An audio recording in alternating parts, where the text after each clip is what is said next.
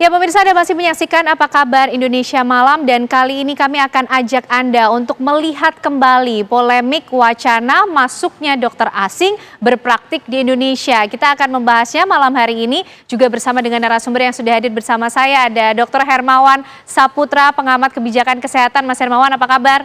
Baik, sehat ya? Mbak Kenane. Sehat selalu buat kita ya. Harus selalu sehat. Lama tidak berjumpa di live seperti ini. Dan membahas mengenai sektor kesehatan malam hari ini. Betul, ini kebijakan yang menarik. Tentu akan berkaitan dengan urusan kesehatan masyarakat Indonesia. Nah, tapi sebelum itu Mas, kita simak dulu beberapa informasi dan juga data yang sudah kami kumpulkan juga untuk Anda pemirsa, di mana beberapa hari terakhir ini mencuat polemik mengenai wacana pemerintah, dalam hal ini Kementerian Kesehatan, untuk mengizinkan dokter asing berpraktik di tanah air. Polemik ini begitu menyita perhatian publik, terlebih dengan penolakan yang dilakukan sejumlah guru besar dan juga dekan dari sejumlah fakultas kedokteran yang ada di Indonesia.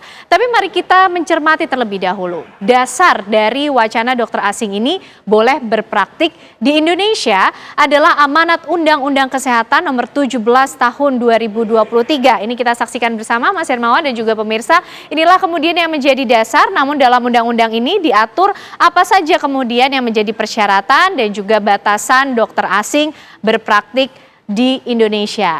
Nah, ini kemudian yang dijadikan dasar oleh Kementerian Kesehatan menggulirkan wacana mengenai masuknya dokter asing di Indonesia. Nah, menindaklanjuti amanat undang-undang ini, Menteri Kesehatan Budi Gunadi pada 21 Mei 2024 melontarkan rencana untuk mendatangkan dokter asing ke Indonesia. Mas Hermawan, sampai sini dulu. Melihat bagaimana kemudian munculnya dan lahirnya wacana ini serta dasar yang digunakan seperti apa? Ya, sampai di sini dulu ya. Secara filosofis tidak masalah. Bahwa ada profesionalitas yang menjadi kebutuhan antar satu negara lain, saling bertukar informasi, keterampilan, pengetahuan, teknologi, sampai di sini sesuatu yang wajar. Tinggal pertanyaan susulannya Mbak Kenane, ini sampai di level mana kebutuhan kita ini menempatkannya. Oke, kita akan buka lebih lengkap ya kalau gitu.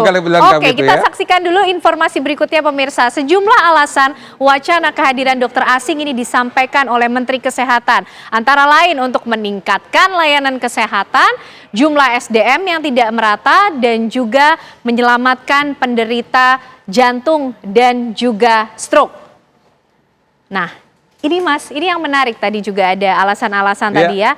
Nah, terus kemudian kita juga memiliki informasi berikutnya pada 27 Juni 2024 ini muncul penolakan bermunculan dari sejumlah pihak menanggapi rencana Kemenkes mendatangkan dokter asing, termasuk dekan dari FK Unair Profesor Budi Santoso yang kemudian menyampaikan keberatan pada 27 Juni 2024. Baik, Mas Hermawan, kita lihat dulu tadi sedikit data yang sudah kita simak bersama tadi yang menjadi alasan dari ada 4 item tadi. Betul, ada 4 item. Seperti apa Mas Hermawan tadi melihatnya? Kalau kita berbicara kualitas, kita harus meningkatkan. Jadi quality continuous improvement in healthcare itu sesuatu keniscayaan. Nah, jadi bahwa ada pertukaran teknologi, keterampilan, dan juga edukasi berkelanjutan itu rasanya wajar. Nah, persoalan lain berkaitan dengan kuantitas. Nah, kuantitas ini kan pada akhirnya kan kita harus penuhi. Indonesia, data kita ada berapa versi tuh Mbak Kenane, tapi ya kurang lebih kita kekurangan 25.000 dokter umum, kurang lebih juga 29.000 dokter spesialis ya. Bahkan lebih dari itu, kalau dokter umum itu lebih besar lagi. Hanya lulusannya 25.000 per tahun. Jadi kebutuhan kita itu baru sekitar 15 sampai 25 tahun kita bisa mengejar ketertinggalan rasio kita dokter terhadap penduduk kita. Nah, hanya saja kalau kita bicara ketersediaan, kita harus bicara dari dua, equity dan equality, pemerataan dan akses terhadap kualitas dan pelayanan yang ideal untuk kita. Nah, di sini yang agak rumit karena dari 117 fakultas kedokteran di Indonesia, itu mostly dan mayoritas ini di Pulau Jawa. Nah, kalaupun ada di luar Jawa, itu rata-rata di ibu kota provinsi, dan secara kumulatif karena penduduk kita lebih dari 280 juta orang saat ini, jadi kita ini sebenarnya ada kejomplangan antara wilayah Indonesia Barat yang diwakili utama oleh Pulau Jawa dan Sumatera, dengan di luar itu terutama di Kalimantan, Sulawesi, Nusa Tenggara, Maluku, dan Papua. Semakin ke timur kita semakin sulit karena geografi dan topografi. Kaitan juga dengan affirmative policy, kebijakan keberpihakan pendidikan kedokteran, pembukaan spesialistik kita, dan bahkan kita sekarang kan sampai ke subspesialistik. Dan itu sebenarnya yang kita ingin kaitkan dengan dokter asing ini, di mana seharusnya penempatan dokter-dokter spesialistik dan subspesialistik itu pasti di rumah sakit, dan itu biasanya dirujukan level atas ya, kita menyebutnya tertiary level untuk rata-rata di rumah sakit rujukan regional, semisal di ibu kota provinsi. Nah, lalu apakah betul juga ketika kemudian dokter asing ini masuk ke Indonesia untuk menjawab alasan menyelamatkan para penderita jantung dan juga stroke, sampai sedetail itu? Bagaimana Mas Hermawan? Untuk kasus-kasus penyakit degeneratif mungkin memang kita akan mengarah ke situ ya. Karena begini, bahkan kita ini negara dengan subtropis ya, negara di garis khatulistiwa. Rumpun penyakit yang banyak di dunia itu bisa dilakukan dan bervariasi di Indonesia. Banyak ditemukan, banyak dipelajari, dan itu menjadi kekayaan dunia medis. Nah, kalau penyakit-penyakit yang tidak menular seperti stroke karena lifestyle termasuk jantung, kanker, dan lain-lain, nah disitulah wilayah-wilayah yang sangat cocok kolaborasi di dunia internasional. Dan kedatangan dokter asing pada level untuk penanganan penyakit tidak menular dengan skala subspesialis, di situ titik yang wajar kita perbincangkan. Baik, nampaknya perlu ada diluruskan penjelasan dari pihak Kementerian Kesehatan ya Mas, dibalik alasan-alasan tersebut. Tapi kalau kita lihat kronologi berikutnya nih Mas, 2 Juli 2024 pemirsa, kemudian pada 3 Juli 2024 juga Dekan Fakultas Kedokteran Unair, ini Profesor Budi Santoso, diberhentikan dari jabatannya oleh pihak Rektor Unair sendiri. Dan tak sedikit ini pemirsa yang menuding bahwa Kementerian Kesehatan turut andil dalam pencopotan sang dekan pada saat itu. Nah, ini juga kemudian sempat ramai ya, di media sosial ya Mas. Nah, berikutnya 4 Juli 2024, juru bicara Kementerian Kesehatan menyatakan bahwa tidak ada keterlibatan Kementerian Kesehatan atas pencopotan Profesor Budi. Nah, kemudian melihat situasi yang begitu masif mendukung Prof. Budi, pada 9 Juli 2024, Rektor Unair mengembalikan jabatan Dekan FK ke Profesor Budi Santoso.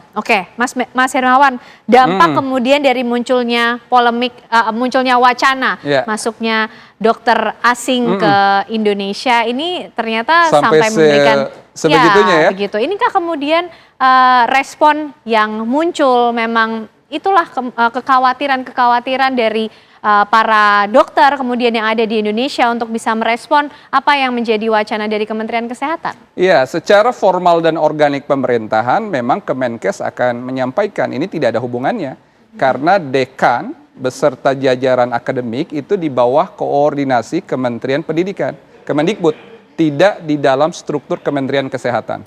Maka itu pasti akan di counter dan dengan mudah disampaikan tidak ada keterlibatan dan kepentingan kesehatan. Tetapi bahwa beliau seorang guru besar di bidang kedokteran, itu ada substansi yang mungkin secara psikologi publik dikaitkan dengan itu, ya secara opini wajar-wajar saja. Tetapi membuktikan itu apakah betul ada keterkaitan pencobotan jabatan yang sekarang juga dikembalikan lagi dengan wacana dan betapa hingar-bingarnya diskursus ini di tengah masyarakat, itu patut kita gali lebih jauh ya, karena tidak bisa kita baca secara vulgar. Jadi harus dibedakan antara struktur dan juga keahlian dari Prof. Budi Santoso sebagai seorang dokter juga. Jadi secara kewenangan organik memang tidak ada kaitannya dengan Kementerian Kesehatan. Hanya pada popularitas isunya, nah ini psikologi publik mengarah ke sana begitu. Baik Mas Hermawan, tapi kita lihat dulu ini ada pernyataan dari Presiden Joko Widodo mengenai kurangnya tenaga dokter di tanah air yang juga direspon oleh Presiden pada saat membuka Rapat Kerja Kesehatan Nasional pada 24 April 2024. Presiden ini menyoroti indeks yang terus menurun, termasuk masyarakat yang gemar berobat ke fasilitas kesehatan di luar negeri, sehingga membawa dampak secara ekonomi. Berikut pernyataannya. Memang problem terbesar kita adalah dokter yang kurang, dokter spesialis yang kurang. Ini persoalan besar kita. Dan supaya Bapak Ibu tahu bahwa rasio dokter kita masih 0,47. 0,47. Rankingnya 147 dunia.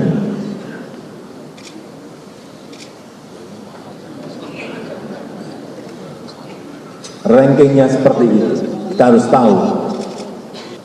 Kita harus memperkuat industri kesehatan dalam negeri. Ini bolak-balik saya sampaikan.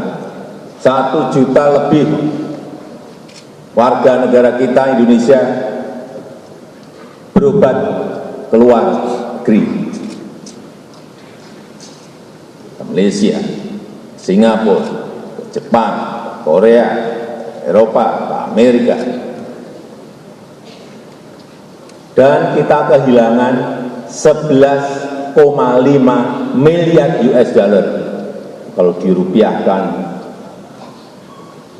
180 triliun. 180 triliun hilang. Karena warga kita tidak mau berobat di dalam negeri. Dan pasti ada sebabnya kenapa enggak mau berobat di dalam negeri. Pasti ada sebabnya kenapa tidak mau berobat ke dalam negeri. Mas Hermawan nanti mungkin juga bisa memberikan tanggapan ya dari pernyataan ataupun juga kegundahan Presiden Joko Widodo di sektor kesehatan ini. Tapi usai jeda pemirsa, kami kembali hadir untuk Anda.